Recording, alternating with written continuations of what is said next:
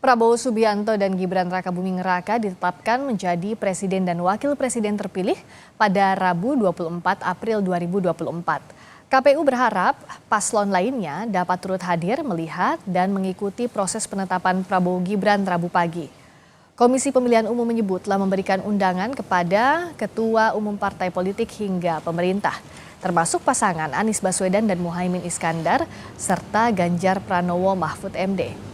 Acara akan digelar pukul 10 pagi di gedung KPU. Pengamanan di gedung KPU disiagakan dengan tamu undangan terbatas. Pembacaan putusan Mahkamah Konstitusi, maka paling lambat 3 hari itu KPU akan menetapkan pasangan calon presiden wakil presiden terpilih. Nah, kalau dihitung paling lambatnya 3 hari, berarti besok tanggal 24 April sudah memenuhi tenggatnya.